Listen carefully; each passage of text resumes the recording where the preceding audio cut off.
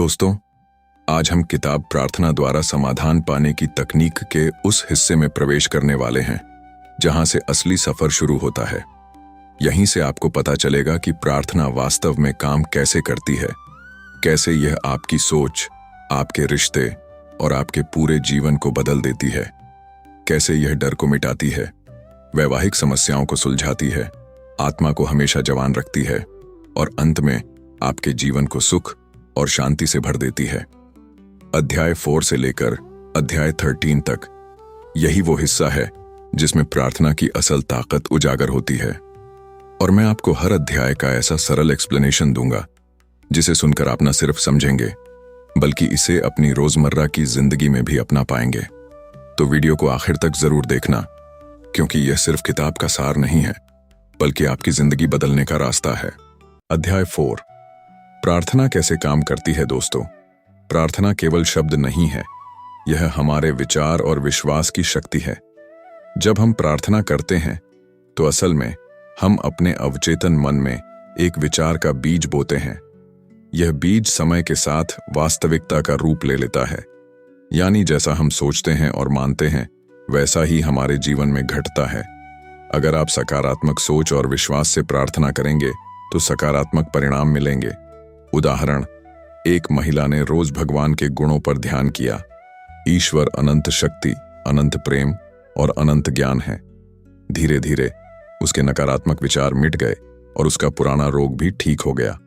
सच्ची प्रार्थना का मतलब ईश्वर से कुछ मांगना नहीं है, बल्कि अपने मन की दिशा बदलना है। प्रार्थना हमें यह अनुभव कराती है कि भगवान हमारे साथ हैं और उनके जरिए हर समस्या का समाधान निकल सकता है। तो याद रखिए, जितना दृढ़ विश्वास होगा उतना ही प्रार्थना असर करेगी। अध्याय 5, प्रार्थना की कायाकल्प करने वाली शक्ति। इस अध्याय में बताया गया है कि प्रार्थना के पास ऐसी शक्ति है जो हमारी जिंदगी को पूरी तरह बदल सकती है। अगर आप बीमार हैं, अकेले हैं, दुखी हैं या असफल महसूस कर रहे हैं तो प्रार्थना आपको नई ऊर्जा और नया जीवन दे सकती है। प्रार्थना का असली असर तभी होता है जब आप पूरे विश्वास से उसे अपने भीतर उतारते हैं। यह आपके डर को मिटाकर हिम्मत देती है और अंदर छिपी रचनात्मक शक्ति को बाहर लाती है। उदाहरण, कई लोग कठिन परिस्थितियों में सिर्फ प्रार्थना और भरोसे से बचे हैं। सैनिक युद्ध में, मरीज बीमारी में और आम इंसान रोजमर्रा की चुनौतियों में सबने प्रार्थना से शक्ति पाई है। याद रखिए, प्रार्थना कोई जादू नहीं है, बल्कि यह आपके अवचेतन मन से जुड़ने का एक तरीका है। जब आप ईश्वर को महसूस करते हैं और उनके साथ एकाकार हो जाते हैं तो आपकी सोच, शरीर और परिस्थितियां बदल जाती हैं। अध्याय 6, मार्गदर्शन के लिए प्रार्थना कैसे करें। दोस्तों, हम सबकी जिंदगी में ऐसे पल आते हैं जब हमें समझ नहीं आता कि कौन सा रास्ता सही है। कभी करियर का चुनाव, कभी रिश्तों का फैसला, तो कभी किसी कठिन परिस्थिति में सही कदम उठाने का सवाल। ऐसे समय में मार्गदर्शन के लिए प्रार्थना हमारी सबसे बड़ी ताकत बन सकती है। प्रार्थना करने का मतलब है अपने मन को शांत करके ईश्वर से दिशा मांगना। जब हम मन को शांत कर लेते हैं तो हमारे अंदर से एक अंतः प्रेरणा, इनर गाइडेंस उठती है। यही हमारी सही राह दिखाती है। कैसे करें मार्गदर्शन के लिए प्रार्थना। 1, सबसे पहले खुद को रिलैक्स करें, गहरी सांस लें। 2, अपने मन में यह भावना भरें, ईश्वर मुझे सही दिशा दिखा रहे हैं। 3, भरोसा रखें कि जवाब आपके भीतर से ही आएगा। 4, जब कोई विचार या संकेत मिले उसे हल्के में न लें, वही आपके लिए दैवी मार्गदर्शन है। बाइबल में भी कहा गया है, इससे पहले कि तुम पूछो मैं जवाब दे चुका हूं। यानी ईश्वर हमेशा तैयार रहते हैं हमें सही रास्ता दिखाने के लिए। उदाहरण, एक व्यापारी बार बार गलत फैसले ले रहा था और परेशान था। उसने प्रार्थना शुरू की, ईश्वर मुझे सही निर्णय लेने की शक्ति दें। धीरे धीरे उसका मन शांत हुआ और उसे समझ आया कि उसे किस दिशा में काम करना चाहिए। नतीजा यह हुआ कि उसका बिजनेस दोबारा संभल गया। अध्याय 7, किस तरह प्रार्थना राह के अवरोध हटाती है। दोस्तों, जब हम जीवन में किसी बड़े मकसद की ओर बढ़ते हैं तो अक्सर रास्ते में रुकावटें आती हैं। कभी आर्थिक तंगी, कभी रिश्तों में उलझन, कभी आत्मविश्वास की कमी। ये सब हमारी राह रोक लेते हैं। लेकिन खुशखबरी यह है कि प्रार्थना से हर अवरोध हटाया जा सकता है। प्रार्थना हमारे अवचेतन मन को नकारात्मक विचारों से मुक्त करती है और हमें सकारात्मक ऊर्जा देती है। जब मन साफ और शांत होता है तो समस्याएं खुद ब खुद सुलझने लगती हैं। अवरोध कैसे हटते हैं? 1.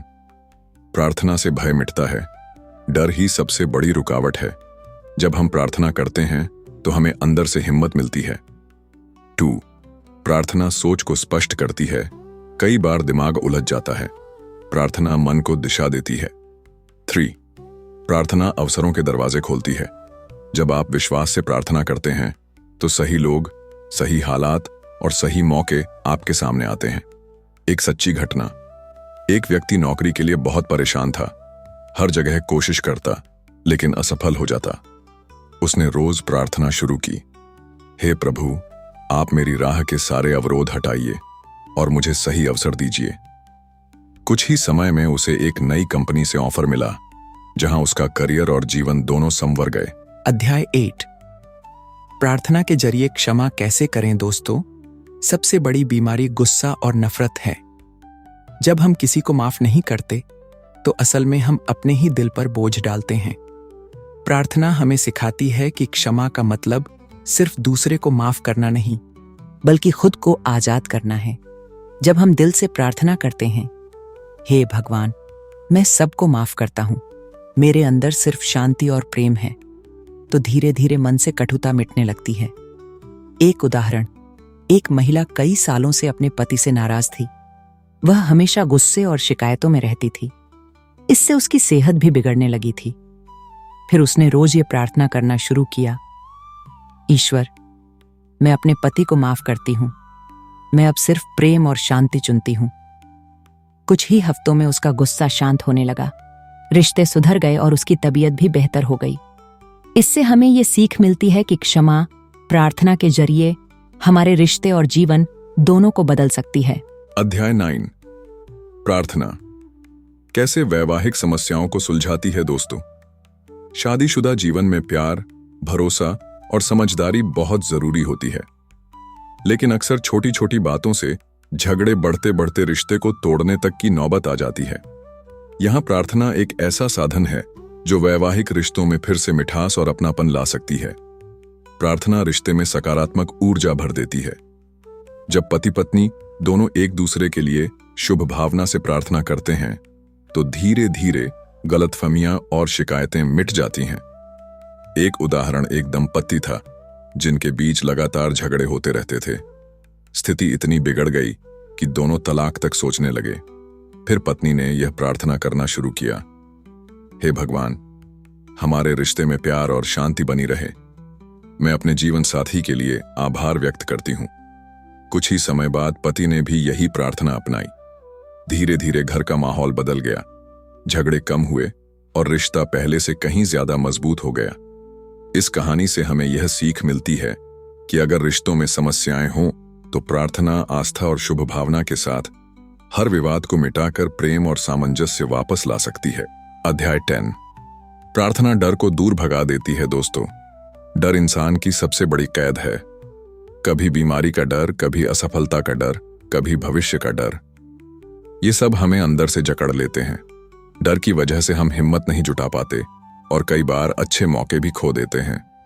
लेकिन खुशखबरी यह है कि डर सिर्फ एक मानसिक छाया है। जैसे अंधेरे को हटाने के लिए बस एक दीपक चाहिए, वैसे ही डर को मिटाने के लिए चाहिए विश्वास और प्रार्थना। प्रार्थना डर पर कैसे काम करती है? 1. विश्वास जगाती है। जब हम कहते हैं, ईश्वर मेरे साथ हैं, तो आत्मविश्वास बढ़ता है। 2. मन को शांत करती है। घबराहट और नकारात्मक विचार धीरे धीरे गायब होने लगते हैं। 3. साहस देती है। जब आप मानते हैं कि ईश्वर आपका मार्गदर्शन कर रहे हैं तो आप निडर होकर कदम उठाते हैं।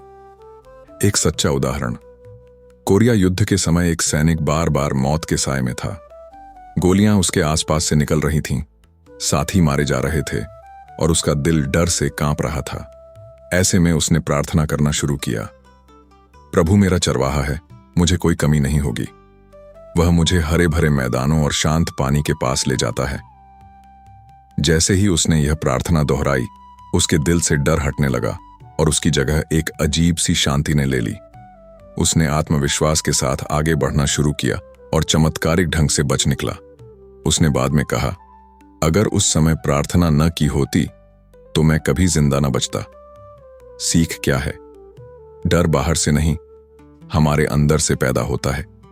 जब हम प्रार्थना करते हैं तो हम अंदर एक रोशनी जलाते हैं। यह रोशनी हमें याद दिलाती है कि ईश्वर हमेशा हमारे साथ है। तो दोस्तों, अगली बार जब आप डर से घिरें तो प्रार्थना कीजिए, क्योंकि डर भाग जाएगा लेकिन ईश्वर का साथ हमेशा रहेगा। अध्याय 11, किस तरह प्रार्थना करें और हमेशा आत्मा से युवा बने रहें। दोस्तों, उम्र बढ़ना तो शरीर का नियम है, लेकिन आत्मा कभी बूढ़ी नहीं होती। हमारे मन और सोच में अगर ताजगी बनी रहे तो हमारा शरीर भी स्वस्थ और ऊर्जावान बना रहता है। असली बुढ़ापा चेहरे की झुर्रियों में नहीं, बल्कि सोच और दिल की थकान में होता है। अगर हम नकारात्मकता, चिंता और उदासी में जीते हैं तो हम जल्दी बूढ़े दिखने लगते हैं। लेकिन अगर हम प्रार्थना से अपने मन को सकारात्मक रखें तो उम्र बढ़ने पर भी आत्मा जवान रहती है। प्रार्थना हमें कैसे जवान बनाए रखती है? 1. ताजगी का भाव देती है। जब आप प्रार्थना करते हैं तो आप कहते हैं, मैं स्वस्थ हूं, मैं ऊर्जावान हूं।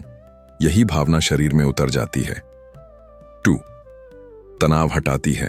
प्रार्थना से मन हल्का होता है और तनाव कम होने से शरीर भी जवान महसूस करता है। 3. आशा और आनंद भरती है।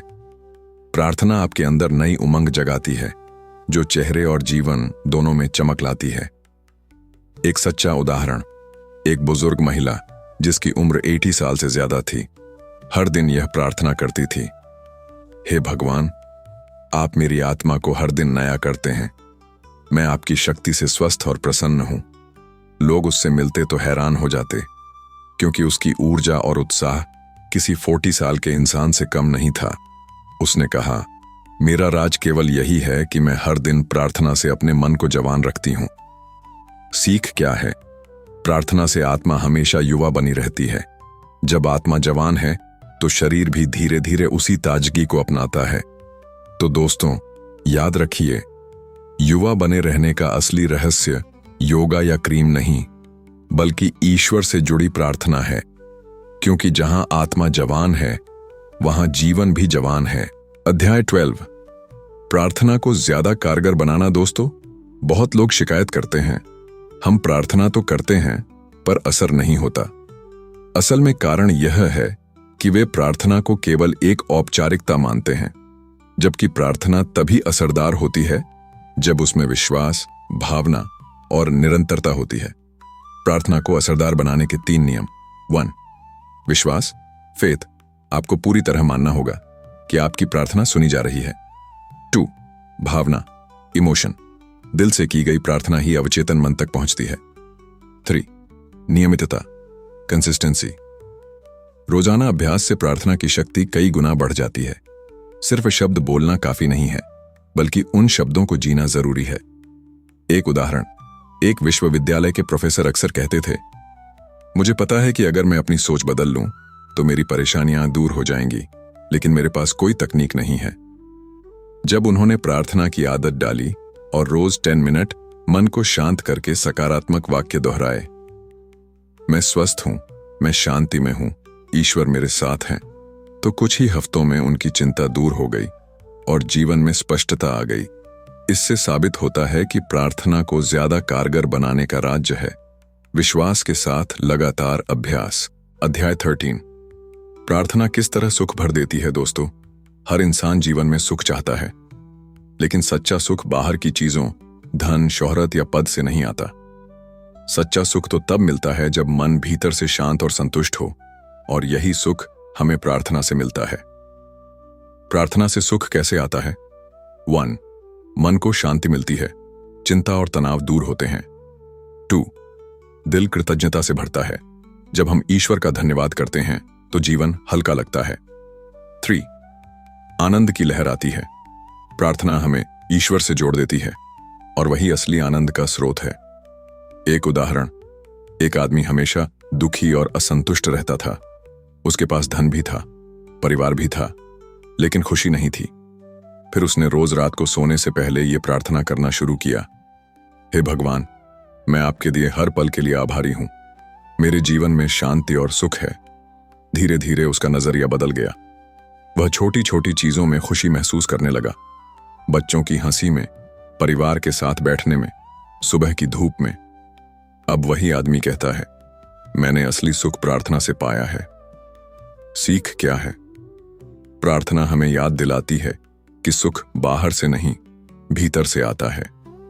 जब दिल आभार और विश्वास से भरा हो तो जीवन अपने आप आनंदमय हो जाता है। तो दोस्तों, इसी के साथ प्रार्थना द्वारा समाधान पाने की तकनीक किताब का पूरा सफर यहीं पूरा होता है।